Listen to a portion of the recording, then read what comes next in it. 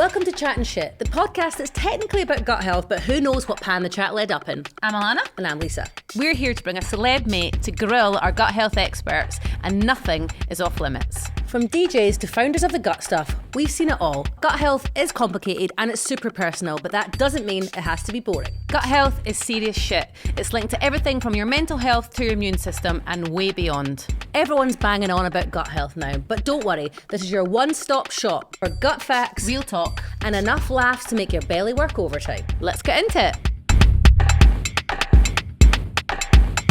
Okay, this week on Chat and Shit, we're diving into something a little deeper. The way our relationships, yes, even the messy ones, shape not just our minds, but our bodies too. We're joined by the incredible Toni Tone. I've got so much to ask you that's not part of this podcast, but I'm sure afterwards I'm going to ask you lots of advice. Who's a Sunday Times bestselling author, a podcast host, and everyone's favourite internet big sister, alongside Dr Sula Windgassen, a chartered health psychologist and trauma therapist who's here to unpack the science behind how our emotional lives show up in our gut, immune system and long-term well-being. So we're going to be talking relationship highs, heartbreak lows and everything in between, from how toxic dynamics might literally make us sick to how love, connection and safety can help us thrive for longer. I'm excited. Okay, Toni, before we start, I want to just get your gut health kind of baseline knowledge. Did you do the Activia gut health tracker? I did. How did you get on? What was your score? My score was 40%. That's a strong C. It's not bad. No, mine's is 53% now on a gut health business. It should be better. Yeah, the highest we've had is like in the 60s. Oh, okay, for you. Yeah, but I think and I felt awful. No, I think it's because stress and sleep come into it. I think that was what makes it so hard to get a good score. What did you score well on? To be fair, my sleep was good. My stress wasn't too bad. My diet? Okay. What were we lacking? We're just lacking in fibre? Do you know what it is? I'm West African. I'm Nigerian. And we eat a lot of red meat. And a lot of our meals are very carbohydrate heavy. It's carbs and protein. Carbs and protein. We have a bit of veg here and there, but for the most part, I think like lacking in veg is a big part of it for me. That was a big part of the points. I'm not so bad with, but yeah, that was a big part of the points. So yeah, I didn't do too good. But I feel like stress you would be good at because right now not so much. I'm having a wedding. No. Oh, wedding right now. I was going to say your ring is. Thank you. Congratulations. Thank you so much. I feel like if I did the test like months ago, actually no, last year it would have been better. Okay. Right now, stress is not ideal. Honestly, you have to become an events planner, don't you? Oh my gosh, it's nuts. Started, and it's just never ending. I'm fine with admin when there's like an end date for the admin, but I feel like it's just going and going and going. Oh yeah, and just you wait till the day before stuff crops up that you would don't not say that. and do you know what the thing is managing everyone else on the lead up to it with stupid idiotic questions. You're like, you've had the invite, you know what it is. Why are you messaging me like, how do I get there? What should I pack in the car? Blah, blah. You're like, I'm at that point already. It's not my problem.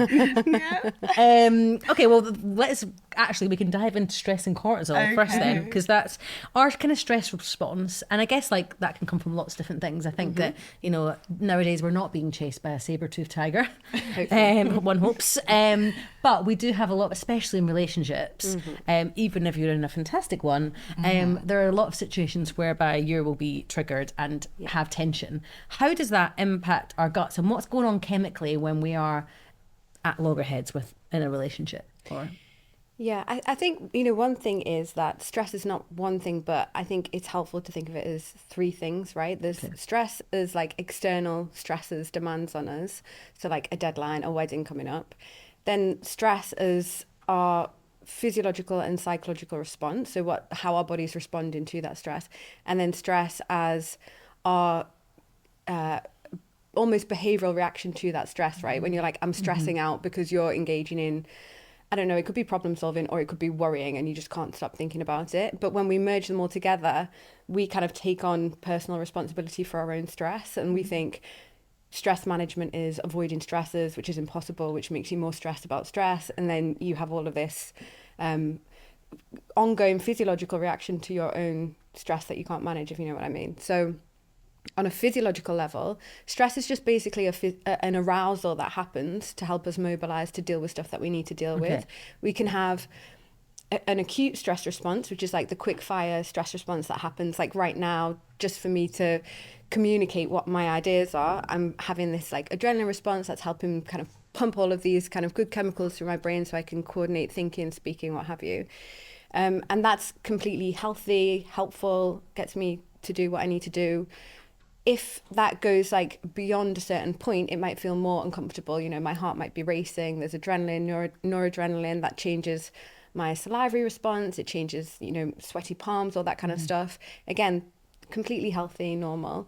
But then if we have these pronounced physiological reactions that are really uncomfortable and we are worried about them, it perpetuates that, and we just get in this loop of like, this is when people have panic attacks, for example. Yeah. Or when people start worrying about needing to go to the toilet, which then makes them more stressed, which then means that they need to go to the toilet more. So we've got this kind of acute stress response, which can be very physical and uncomfortable if you've got a negative relationship with it. But we've also got this like slower stress response, which is the stress response people talk about when they talk about chronic stress and cortisol. This is like a slower acting one. So this is probably not happening for me now, but if there's like this ongoing demand in the background that I need to keep tending to, like planning a wedding, your body realizes that you need more resources. So it, through a series of pathways, one is called the hypothalamic pituitary adrenal axis.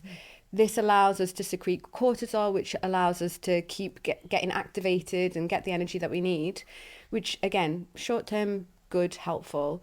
But when it sustains, things get dysregulated, and that's when we start having lots of difficulties. There's so much going on, isn't there? Because I think emotionally we know how we react to stress, and it's not comfortable. Yes. But I think a lot of us don't know chemically what's happening, and it's a lot. Yeah. It's a lot, and it's not one thing or another. So we can easily, you know, feel stressed out in an argument and be like, that's not good for my health, or, you know, I've really done something wrong. But actually your body's just responded in a healthy way.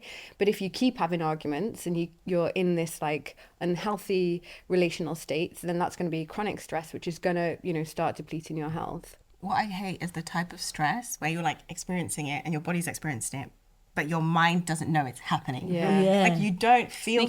Yes, I hate that type of stress. Like I don't feel stressed. I don't think I'm stressed, but my body is showing me you are so stressed, like chill out. And that's always been really hard for me to tackle, because I'm like, okay, what is the source? Clearly something is bothering me. Clearly I'm stressed out. How do I fix it if I don't even understand it, or my mind is in denial about it? I hate that type of stress. And it's almost like you don't realise it until you're out of the situation. Yes. And you look back and you're like, oh, wow, that was a very stressful situation. But at the time, you're just trying to get through it and get by. And sneaky stress. And what you said, Dr. Sula, about the salivary response, I didn't actually know that was a thing until this week. Oh, yeah? Because it's never happened to me before. I was today years old when I learned. Oh my God, I didn't know that was a thing until this week, because I just got back from a cruise and they had karaoke on board, and I told myself, I never do karaoke because I cannot sing to my life. I was like, you know what, do something that's out of your comfort zone, push yourself to do this karaoke, because like you don't know anyone on this cruise, you're here with your mum, like you shouldn't care, right? Yeah. And so I pushed myself to do the karaoke, and for the first time in my life, like my stress response is always quite like specific. I kind of know what would happen. For the first time in my life, like I had no saliva in my mouth. My mouth was so dry, and I was trying to like do the words of the song, and I was like, "What did you say?" Yeah, I was going to say, what was the choice? I don't know why I did this song. It was so fast. You know, Miss Jackson by Outkast. Oh yeah, it's a great I was thinking about the chorus, not the verse. They go really quick. Like mine was like forever. You never meant to make your daughter cry. I apologize. Yes. It is so fast. That was a good representation of the rap is so fast, and like I think when I got to the verse, my stress level was just like heightened, and then my mouth was like a desert, and I couldn't say anything, and I had to apologize. I was like, nah. And I'm like, this has never happened to me. What was your mum doing this? My mum was just like, you can do it. It's all right. Go on, just go on. Go on. Bless her. But yeah, so when you said that, I was like, I didn't even know that was a thing until literally 6 days ago when I did karaoke. And also your vocal cords, right? They get constricted, and it's really hard. It can be really hard. Like I can't sing on karaoke. My voice I get muted. I think because I'm like, I can't sing. Maybe that's as well why you need like 12 drinks. That's why you need to like either not know where you are or be so lubricated with fluid that you can. So what's your normal stress reactions? Because you said that you're quite Yeah, so when it comes to like short-term stress, I get that adrenaline response where my like heart is beating fast and I almost like palpitations. But I guess where I've experienced it so much, I'm of the awareness that it's like short-term palpitations, but when I need to do the thing I need to do, the adrenaline actually in a weird way kind of helps me. So like what you said, that little bit of cortisol gives me a boost, right? And it keeps me focused. I have that tunnel vision. When it's long-term stress, I get my eye twitches. Yeah, so I get like a little twitch in my eye and then I know I'm really stressed. And when it's really, really bad, my skin changes. So I even went on the topic of love. I'm probably jumping ahead, but no, please do. When I I always was- want to jump ahead to the good, juicy love stories. when I was in my 20s, I went through a really toxic relationship when I was in university. And so I have something called vitiligo, and it's basically a skin disorder where you lose melanin in your skin. Some people have it and it's just genetic. Other people have it as like an immune response or a stress response. Okay. And I didn't know what caused mine when I was younger. So it came when I was like 8 years old, and it was just a bit on my leg, right? And it was dormant for many, many years and it didn't really grow beyond my leg. And then I went through this toxic relationship in university, and then I was seeing patches of my skin turn white, like more on my leg, on my thigh, on my back. I have a little bit on my neck, but I put makeup on my face and my neck, so it's not as obvious. And literally that heartbreak, and I wrote about this in my book coming out, that heartbreak changed my skin. And once you have vitiligo, it's irreversible, as in once the patch appears, It's not going anywhere. Yeah. And after that heartbreak, I was like, okay, you cannot let anyone's dusty sun stress you that much again. No, it's so true. Literal scars on your skin and heart. After that experience, I was like, no man is going to have this impact on me or this effect on me. Like I am not going to allow myself to care to the degree that I'm impacting my own body in an irreversible way. Yeah. And I had to learn how to be like super resilient, emotionally resilient when it came to like heartbreaks and relationships, because I saw the direct impact of that on my body. It was insane. What's the science behind that? Yeah, I was going to say, our body does send us signals, doesn't it? Like we were saying before, our brain, because we're trying to salve ourselves, and our body's going, no, this is not a normal situation, you know. Yeah, and it is frustrating, right? Because you're like, I'm just getting on with what I need to do, and, you know, why is my body behaving like this? And I think it is protective as well, you know, to not fully engage with how stressful things are sometimes, because it's just too much and too overwhelming. But then it does create this disconnect between you and your body of like, what's this about? But I think when we can start detecting it as signs, you know, what you making that connection of like, oh, this is because of this awful relationship, I'm never letting that happen again, then you can start like befriending your body. But I guess that the science behind it, right, is that it relates to what's called our neuroendocrine system. So like neural changes in the brain that are responsive to us experiencing stress, relational trauma, adversity, that kind of thing, then change essentially our hormonal balances. More secretion of cortisol. Our body can change its reaction to cortisol, so it's not doing what it should do. But also cortisol can change different bodily systems. So our immune system changes. It can either get overactive, like in autoimmune diseases, or it can become underreactive. So like lots of people say after, you know, so many of my clients will say, oh, I get a cold like every 2 weeks. And I'm like, well, that's because your body is like being pushed beyond its demands, which is the experience of it is annoying, because you're like, well, I just need to do everything I need to do. And you always push through it. And which is not the right thing. Yeah. But then your body is just being depleted. So if you can recognize your body's not happy, we need to do something slightly different, it's important. But essentially these hormonal changes impact on your immune system that can make it overactive, so your immune system essentially starts attacking healthy cells in your body, or it can deplete your immune system so that you have this sluggish immune system response. It's a really fascinating seminal study from the 90s, and now there's been loads and loads of research on the back of this, which was about a group of stress carers compared to a group of non-stress carers. They all got this little punch biopsy about, I think it's 7 millimeters long, and they just measured some biometric markers and how long it took for the wound to heal. And on average, it took the stress carer group 9 days longer than the non-stress carer group. And when they were looking at the biometrics, it was because of this changed immune response. Basically, the immune system wasn't able to produce the inflammatory response in the right way to allow the body to heal. So, but there's so many, this is just like a snapshot of how the immune system changes, and there's like multiple different pathways. So the body's always responding to what our environmental, psychological experiences are. And I think sometimes as well, when it's talked about in medicine, it's talked about very much as like a mental health thing. If you're anxious, if you're depressed, if you have a major mental health issue, then that's going to impact on your health. But it's just psychological experience, it's relationships, it's, you know, demands, all that kind of stuff. I also think in our 20s, a lot of it is probably masked because, you know, we all probably put up with far too much shit from arseholes in our 20s before we had the vocabulary, the strength, the resilience, as you say, to stick up for ourselves. But that is that point that our bodies are sort of in their prime. We probably don't tune into it. Whereas I think maybe now in our 30s or 40s, if we were in those relationships, perhaps it would start happening sooner, or our bodies would react sooner.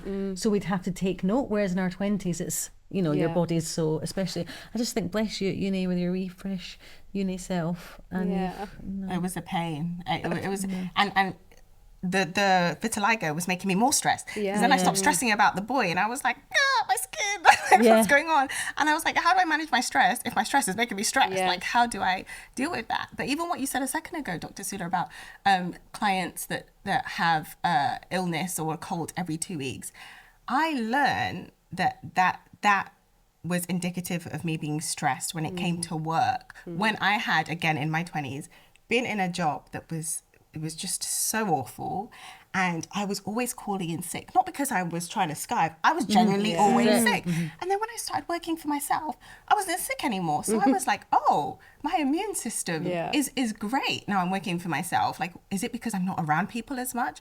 And then when I read about immune function, I realized, oh, it's because the stress of the job was suppressing my immune system, which was making me ill more frequently. And now I'm working for myself, and I'm happier, and I enjoy it more. I'm not experiencing colds so frequently. So powerful to see that contrast, isn't it? When I left the NHS, I was like, wow, I'm healthy. Look at me go. Yeah. But it's true though, like I think a lot of us wouldn't put that like, even, you know, in those of us who work in health and well-being wouldn't necessarily put those two things together. I think particularly when it comes to relationships, because you are either talking yourself out of the fact that this relationship is full of conflict or is toxic or whatever, that you would never, you know, you don't land on that until it gets so much and it's so long term that your body is like that, like, you know, like when you like it gets really serious where it's like, okay, I'm giving up. Because you often hear about things being onset from really traumatic events. For example, if, you know, someone dies, or, you know, you can get, some people will develop certain autoimmune conditions because of that, which I think we've heard of that, but I think the sort of longer term over a course of time you wouldn't maybe link the two. But what is the science behind people that have been through trauma and then develop, say, conditions or diseases off the back of it? Our mum, after our dad died, got fibromyalgia because it was it was sudden and it was traumatic, and she's still got it. Yeah, one of the main pathways is this hypothalamic pituitary adrenal axis, because essentially what's happening there is it's translating the psychological experience into the physical, and it affects multiple different regulatory systems in the body. So if we think we've got the nervous system has so many sub-branches, right, from like the brain and the spinal cord to the peripheral network of nerves in our organs, in our skin.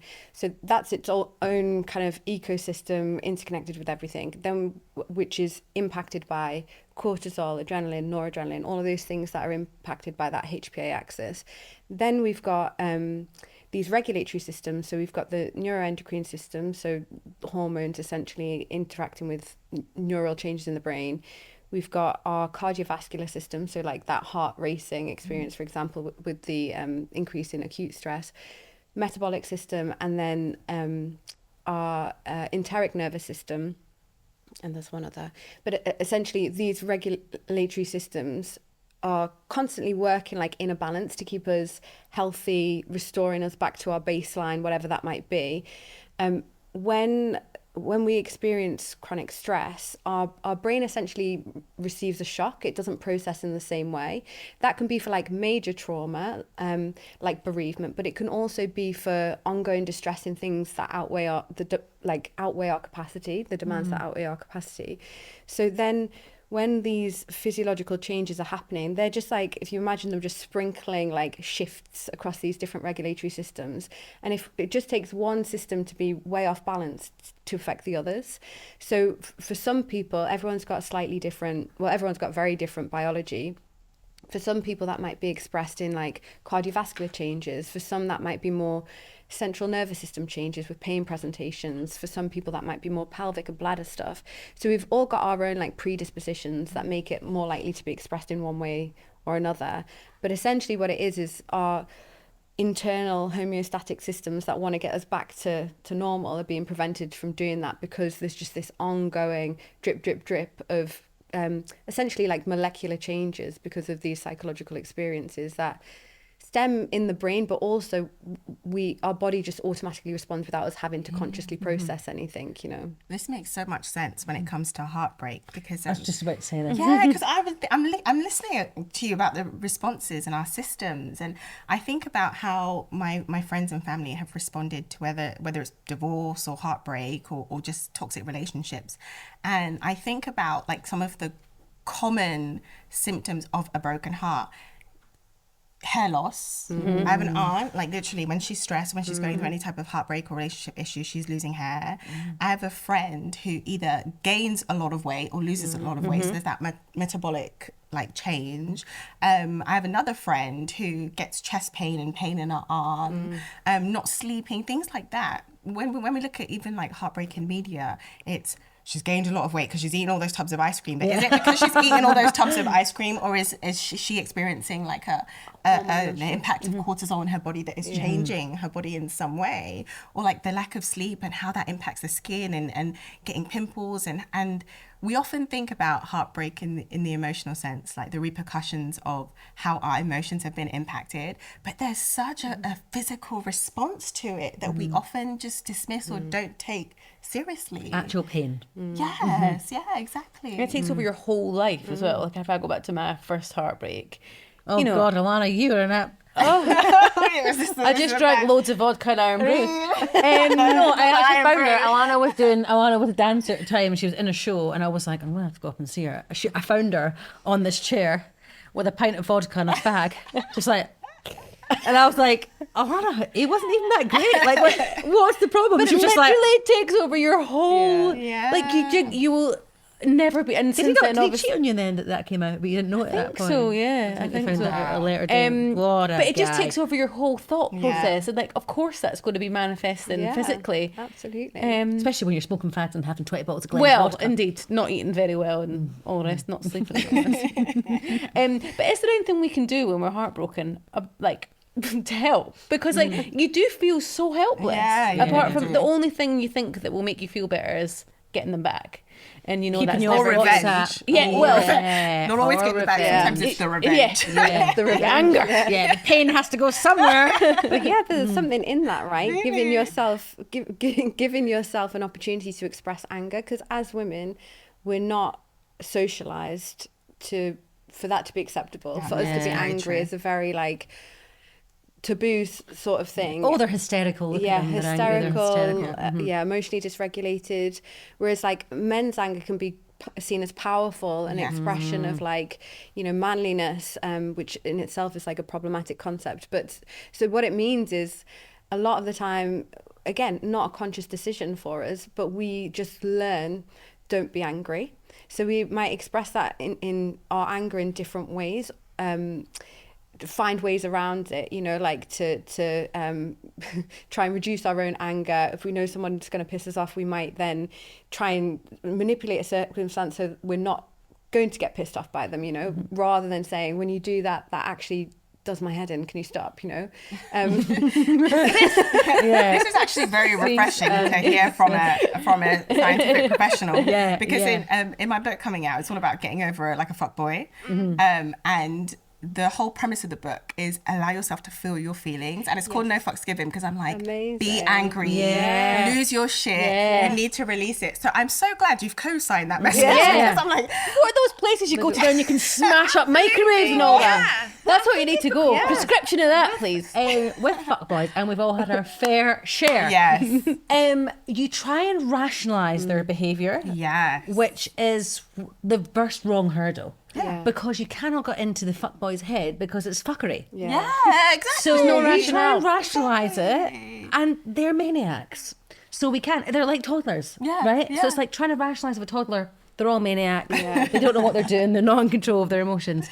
Like the same. Yes, and we're trying to exactly. approach it with a rational, kind, emotionally led mind, and they're not that. And I think that's the source of the, because then you're like, oh God, I'm mad. It's me. I'm the mad one. Blah, blah, blah. Yeah. Rather than And getting the the anger and problem being is like, me. because it's always, I'm annoyed at myself for letting them in. I'm annoyed at myself for believing them. I'm annoyed at X, Y, and Z for a thingy. And we always blame ourselves for, rather than them, the maniacs. Again, that is refreshing to hear, because the subtitle is My Zero Accountability Guide. Which is all about like, just co-signing the whole book.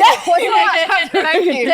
Don't blame yourself, blame them. Like they are the mad ones, like they're the idiots. And it's so true. And then I guess there's an also like a sub-layer to that. Sometimes it's like trying to rationalize. But I also think sometimes like our like immune response to grief or upset or trauma or heartbreak is also often linked to our ego and our inability to like that disassociate and separate our ego from our identity. Like sometimes I found myself stressed because I am making everything about me and what I could have done and how it's a reflection on me, when it's actually, like you said, about their fuckery. And when you separate your ego from certain difficult situations, you're less stressed because you realize this shit had nothing to do with me. This is all about you. Like, actually, it's not a reflection of my quality or my value in any way. And I think there's that ego element to like stress and even like just our gut health as well. Being able to separate what happens to us from like us being the reason it happened. Yeah, and or like fixing it. Like I can fix them, or I can fix it, and that's where our ego's identity, because you couldn't fix them, you couldn't change them, they couldn't, and it's like they're not. That's just who your they job. are. Yeah. And it's not your job, as you say. We're not there to monitor them. But there is good science around feeling feelings, right? Because again, we're not really socialized to feel our feelings. We're socialized to fix our feelings, understand our feelings, but actually just allowing ourselves to feel that discomfort of anger or grief or whatever it might be. It's really uncomfortable to do that, but it's so important because it actually has a regulating effect on our bodies. You know, it's good for our bodies. But if you haven't had good modeling of that, you don't know how to do it. And so many of us will have had the experience of when you've been really angry as a child or really sad as a child, you know, just being told, calm down, or go to your room and like calm down. And then, you know, even in teenagehood, like people being like, oh, what's wrong with her? She's always crying, or something like that. So we're kind of taught, if you feel your feelings, if you're in them, then it's not socially acceptable, it's not good, so you need to stop doing that. And that prevents you from being able to do that healthily. And so then our brain is, you know, predisposed really to try and make sense of things. So we spend so much time intellectualizing, this happened because of me, or this happened because of whatever. But when you stay in that space, you kind of perpetuate the feelings and the problems, because like you say, it comes back to like an ego self-esteem problem, which then creates chronic stress because you're walking around thinking that you're worthless, and you're not. It is an external problem. That's so true. Science is telling you you are not worthless. Are there tools that we can have in our armory to help us feel feelings? Because I'm sort of picturing like an axe, like, I don't know, running through a field of daisies, trying to, I don't know, like what can we do? What can we do? Yeah. I mean, I categorize it into soothing, just kind of, I guess, feeling, and then expressing in some way. So soothing is like, you know, it might be that you're crying into a pillow and allowing yourself to Wine? like and you know, but trying to get that sense of comfort, watching Bridget Jones or something that makes you cry, and just like allowing yourself to feel comforted by whatever it is. It might be running through a field of daisies, you know, some kind of sensory thing that makes you feel safe in the emotion. And then when it comes to expressing, like chatting's a great way just to express. And often, like what I find with my friends, I'm not chatting for them to tell me how things are, but just for us to like explore it out in the open and be like, oh yeah, that was crap, or oh, that's really hard, what did you think about it? And so you're just getting it out. But also anger, like expression of anger, again, women tend to be less up for violent expression, healthy violent expressions, not towards people, but you know, like axe throwing or smashing plates or what have you. But like the other day I screamed into a pillow and I was like, wow. It was a release, you know, and I've never done that before. Well, I probably have, but not that I could remember. So, but it was instantly expressive of just what was feeling, and then I could get on and do something else. I kind of felt exhausted afterwards, but in a good way, because there was all this pent up emotion. So yeah, and then when you're thinking about just sitting with your feelings, that takes a bit more practice. You can do it through meditation. Meditation has its own connotation for people. A lot of people don't really enjoy meditating, but somatic practices of meditation, you know, if you feel angry, like where do you feel that? Is it in your chest? Like what impulse are you getting? What do you want to do? And just notice that kind of building and getting in touch with that physiological sense of the emotion. I think that's one of the most powerful ways, and it doesn't have to be for very long. It can be for 2 minutes, 30 seconds, but allowing yourself multiple opportunities of that to get connected with how you're feeling in your body. Those are really powerful, small ways. Toni Tone, what's in your armoury to help you feel your feelings? I can imagine people will think that you've got this nailed. You know what? I think they do, but I think there's a downside to that as well. I think for me, a big part of my armoury that I think I have solidified in my 30s is being honest with myself and not lying to myself. I did a lot of lying to myself in my 20s and having those hard conversations with myself about how I truly feel. And I think culturally as well, like I'm from a culture where resilience is seen as a badge of honor, but resilience is often misinterpreted as just getting on with it, moving on, picking yourself up and going on to the next thing. And in actuality, that's not really resilience, because you're ignoring whatever has impacted you. You're kind of just brushing things under the carpet. But I think in some cultures, it's seen as a sign of strength to just move on. And for a long time, I was under the impression that I was so emotionally resilient because I would just be like, okay, on to the next thing, on to the next thing. Don't think about that. Don't fuss about that. But in not thinking about things and not fussing about things, that's how I was having like physiological responses to them. So for me, I think that the armory part is very much just being honest with myself and literally sitting down with myself and be like, stop lying to your friends, stop faking. Like I wasn't having those conversations with my friends. There was one breakup I went through. My best friend was like, I'm concerned about you. And I said, why? Because I'm thinking I'm not over here like with a bottle of vodka or a cigarette. Like, why are you concerned about me? Like, and she was like, I'm concerned about you because you were with this guy for so many years. You haven't even cried, Toni. And I'm like, what's there to cry about? Shit happens. It is what it is. Yeah, it's done. That was my approach. And she was like, you're not a robot. You're a human being. Like, what is wrong with you? Let it out. And I'm like, what are you talking about? And in hindsight, I realized what she meant. She could tell that I wasn't being honest with her. I wasn't being honest with myself. And in the end, eventually, when you bottle everything, you have everything and you have the breakdown, right? So eventually I had the breakdown. But I think I've just come to the realization that I need to just stop lying to myself when I'm emotionally hurt. Because I did a lot of that under the guise of me being resilient. Well, I think it's like, to your point, it's always going to catch up on you because now we know that it's physically in our bodies. Yeah. It's like after our dad died, Alana was great and really practical and organised funeral, and I just was in denial and just played Candy Crush in the back garden for like months and months and months. And then one day, in fact, actually it happened to you as well, because we did sort of internalise it and go on. I came home from a night out and it was like Bride of Chucky style. I think I like there's like spewed up red wine, but then just screamed and screamed and screamed. It was like all the grief just, it was like I realised for the first time. I was like, Donna, Dad's dead. She's like, I know.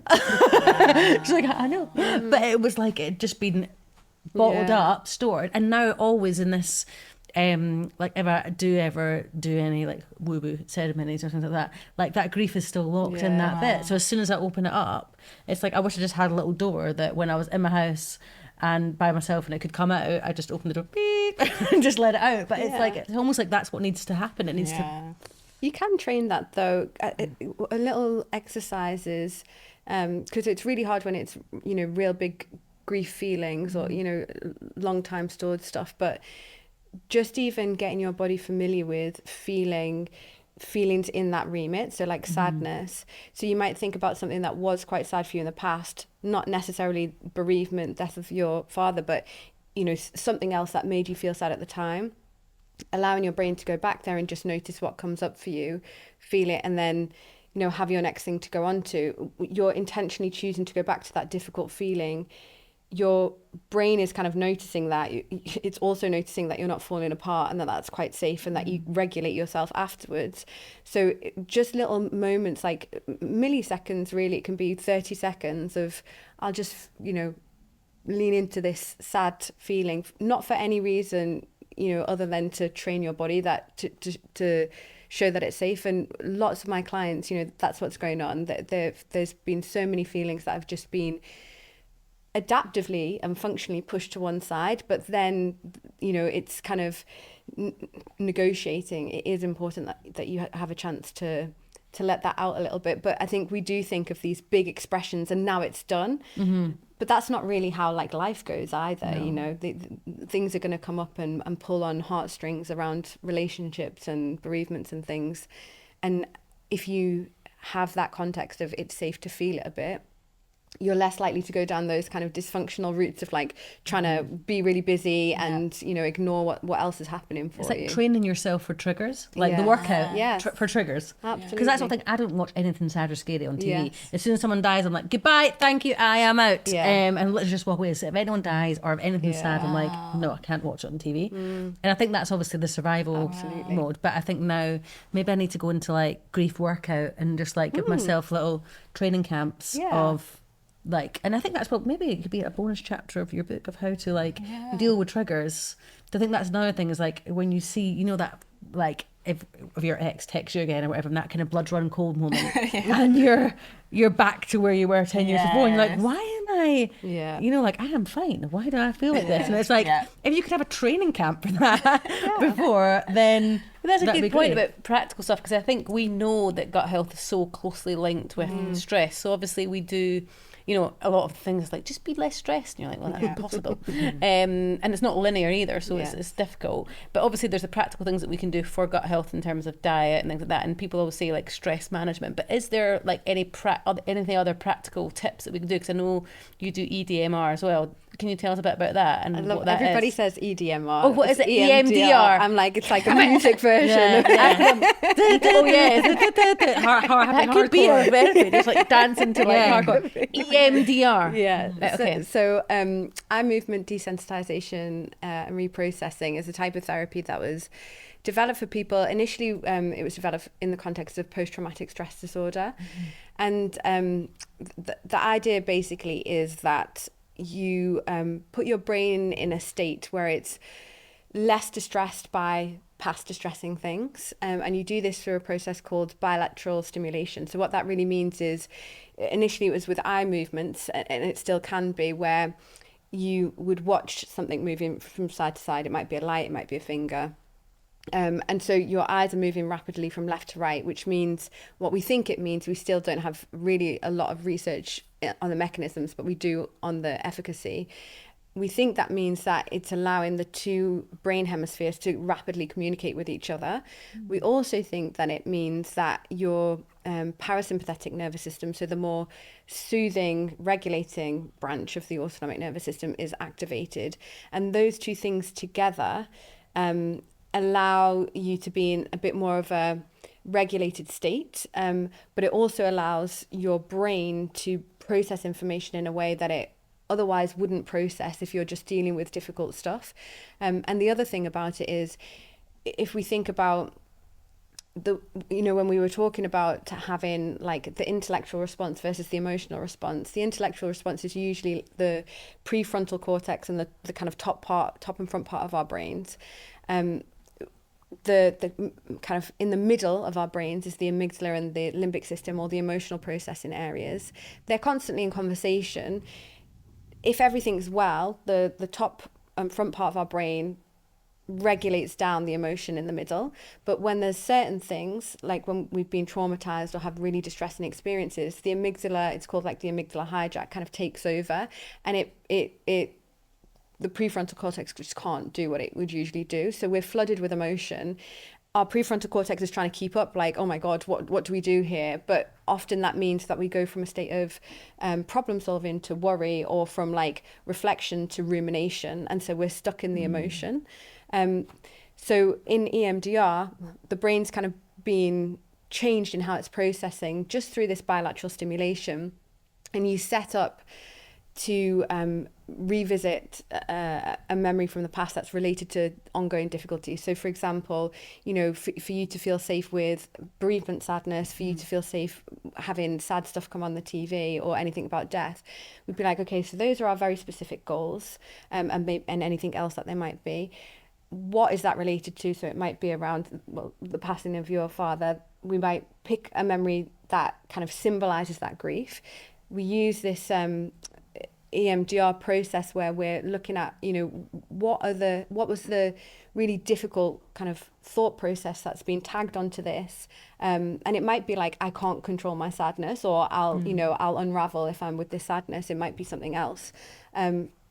And then we're kind of using this EMDR process to allow the emotions to be processed, but also the experience of the time for the brain to move through. And for some people, it can be a super trippy experience. I've had it myself, and it was mind blowing. It was really, really interesting. But you then find yourself shifted from this emotionally activated state in relation to whatever it was, to, I can think about that and like nothing happens, but in a healthy way. I can talk about it, I can discuss it, but there's just none of that ongoing baggage. So I don't know.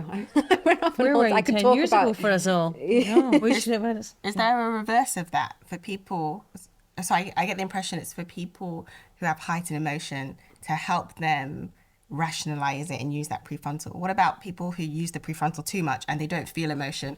what is the equivalent for people who are numb? It works that way too, okay, right? So it allows, because one of the reasons that you're not experiencing that emotion is your brain's kind of just been like, we don't go there, because if you do feel it, it's going to be overwhelming and you can't handle that. So we kind of coax it out in under these circumstances, so the brain's like, okay, I can get to that emotion and it's not too overwhelming. And through this process of EMDR, you keep having that experience, and then your brain will go there a little bit more. But it is common. A lot of my clients are like, nope, nothing's happening. And I'm like, is nothing happening, or are you feeling something physically? And then they might like, well, I can feel something in my stomach, but that's not related. And I'm like, it's okay, well, let's just go with the stomach feeling. And they're like, I'm getting a bit of headache, but I was getting a headache before. And I'm like, yeah, okay, let's just go with the physical feelings. There's no pressure on you to go straight to the trauma. Let's just see what's coming up as we've, set up these this context. And then slowly, just by following the brain's and the body's leads, you start to get there. And it might just be like a snippet of something of like,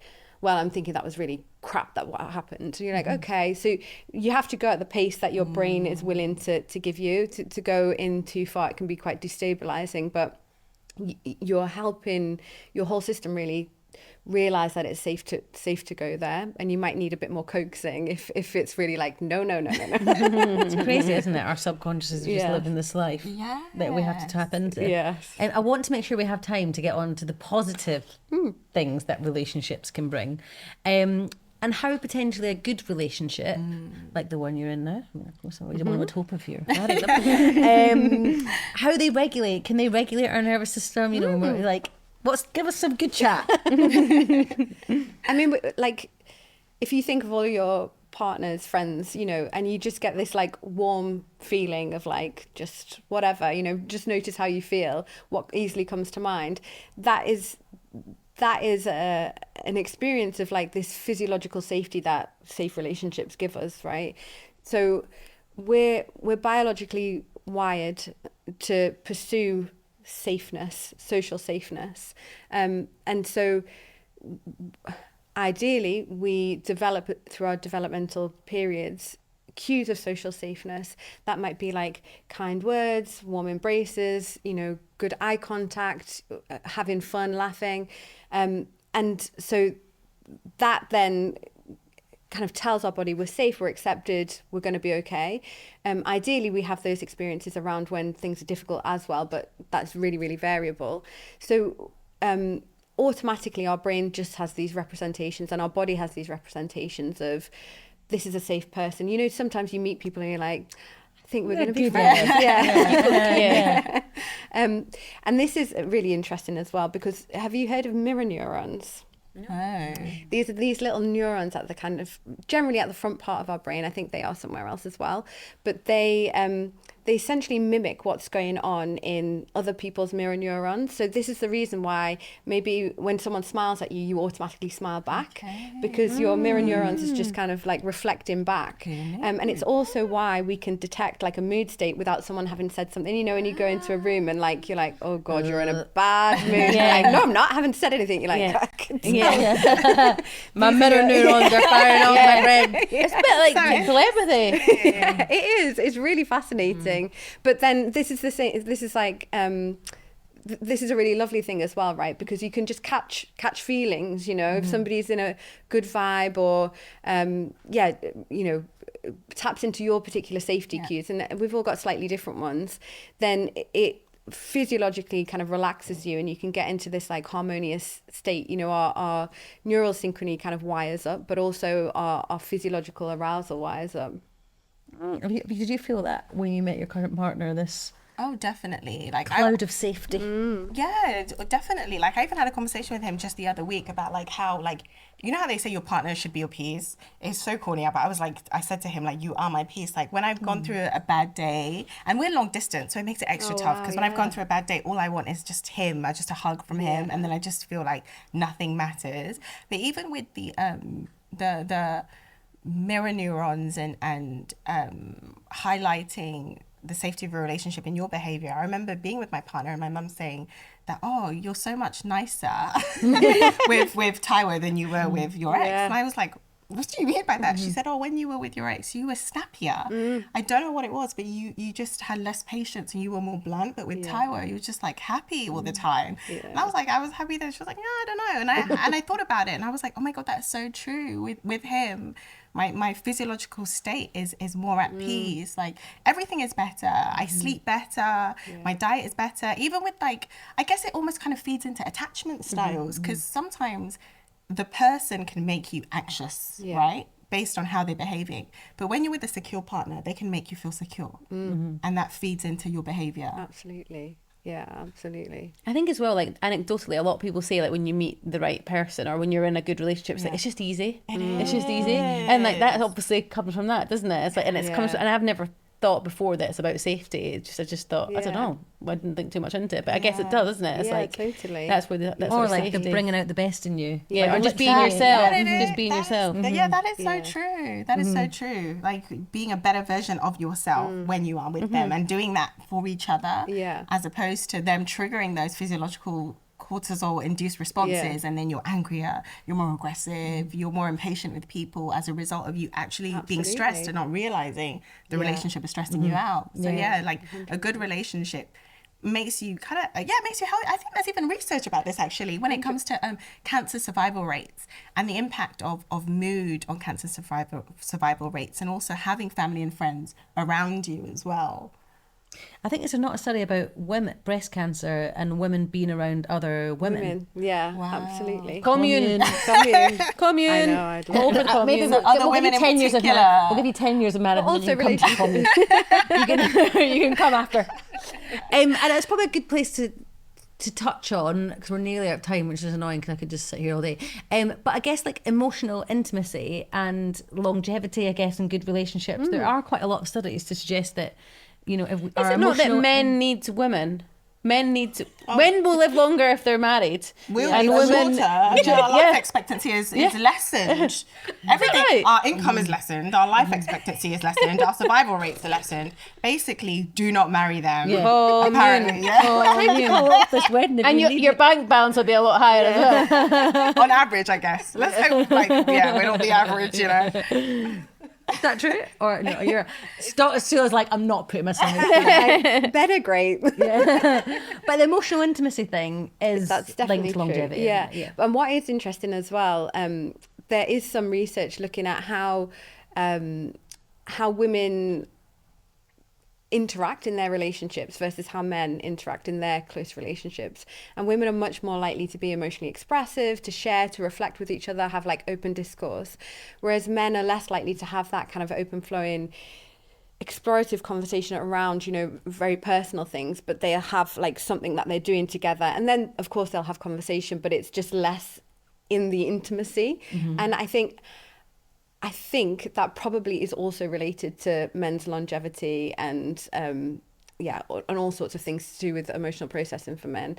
Whereas women, it must be that we're much more emotionally expressive and connective, because there's so much research just to show how protective social support is for our health, for our health outcomes, for living longer and everything. And we're not holding on to that stuff like we've talked about today. We're not holding on to it because we literally talk our end out of it with all of our friends. And we like to end on a little thing called Full of Shit, where, Toni, have you ever seen anything on the internet about any wellness trends or gut health or anything to do with trauma where you're like, that's got to be shit, that's got to be nonsense? Okay, I need some clarity on something actually. Okay, as somebody who is caffeine intolerant, I don't have a great response to caffeine. I get those heart palpitations. The only thing I can just about drink and manage when I'm exercising as well is matcha, because I think there's another compound in it that helps to relax you. But I get really confused because one minute I'm reading that caffeine is good for your body and good for your gut, and the next minute I'm reading stay away from caffeine, and I'm like, am I missing out from not drinking enough caffeine? Should I be trying to drink caffeine? Should I be trying to incorporate that in my diet? Like, what is the verdict? Is caffeine good or is caffeine bad? We need Sophie Medlin. Yeah. But I think, you know, the important thing is recognizing what works with your body and how it interacts. So I think if you have caffeine and you have the palpitations, then for you, it's not for you. I don't think you're going to be missing out on anything, you know. That self-awareness of the impact on your body is the most important thing. And it's always in moderation, right? It's never like shed loads of caffeine, but there is caffeine in matcha, so maybe that's just a moderated version. The positive news stories that like to get twisted, like one coffee a day is going to save your life, which is just obviously not the case. But they're rich in something called polyphenols, which are linked to kind of better health outcomes. So it's the polyphenols in the coffee, but you can get polyphenols from grapes. Berries. And olive oil and lots of But other it's stuff. to do with the cortisol, isn't it? Like, that's why caffeine, you know, can you have too much cortisol? Yes. Yeah. Yes. Yes. But that comes from obviously caffeine and stress and all the rest of it. You can have too much cortisol and you can have too little cortisol. Like, you most can have things too little. Yeah, because then you're just a lazy bum. Because you've not got any cortisol. You need it to stimulate. Get up and go. And actually, one of the things that we see, one of the common misconceptions is that it's high cortisol that causes all the problems. Yes, it can do. But it also is more in populations that have high trauma and chronic illness. Actually, what we see most of the time is that they've got too low cortisol. So their body's kind of depressed and not getting up to where it needs to be. So it's always about like the Goldilocks sweet spot. You get your cortisol tested. Yeah. Yeah. Oh, I need to get my I think the Goldilocks sweet spot is just right for relationships and diet and our health. Yes. You know, like not too much, not too little, just right. Can I be cheeky and ask one more question? Yeah. Sorry, I know we're pressed for time. The last yeah. question I have. So on the topic of guts and relationships, you know how people talk about like a gut feeling, like I just know in my gut he's cheating. I have this gut feeling, and my gut feeling he's the one. My gut feeling. When I try and explain it to people, I always infer that it's about subconscious observation, right? We observe things subconsciously that feed this innate feeling in our body, and we have a physiological response to that, right? And that's the gut feeling. But is there any truth to like our gut actually having some kind of intuition? Yes, is the short answer. Wow, look at that. Because, I mean, to some degree, what we can tell so far, but we know, so in our gut is what's called the enteric nervous system, which is known as the second brain. So we've got, I think it's like 90 million neurons that are, not neurons, something like neurons or neurotransmitters that are basically 90% of them are sending messages to the brain independently of getting messages from the brain, which is pretty much unlike any other organ system in the body. So what it means is like the gut can get signals straight away and then communicate up to the brain. So you can, that's where like gut feeling comes from. Trust your butterflies gut. in your stomach. Trust your gut, because you might be faced with something and then immediately your gut picks it up, and then from there our brain kind of starts to join the dots Rationalise or it. not. So if you smell a rat, he's a rat. In short, and the only rationale you have to give is my gut said so. And we like to end on one new thing that everyone's learned. Mirror neurons. Yeah. I'm not forgetting the mirror actually. neurons. Yeah. I'm going to get on the phone to my fiance and be like, do you know how I can always tell how you're feeling? Yeah. The mirror neurons. I think mine's is the same as well. Yeah. The mirror neurons is mine too. Yeah. And I just think like we are connected in so many different ways, right? It's not just about speaking. And you know, when you walk into a room somewhere, you're like, oh, you can feel the energy change. Yeah. And now I've got the science behind it. Yes. Yeah, Mirror we're going to all neurons. walk into the world with our mirror neurons and our gut neurons, and our spidey senses are very much on. Yeah. We can sense fuckboys a mile off. Ta-da. Did this gut you excited? Join our 100 Days to Hack Your Gut Health programme. The link is in the bio. Come and find us over on Instagram too, at The Gut Stuff. Pretty simple. Thank you again to our guests and our sponsor Activia. Hit subscribe. Your gut will thank you for it.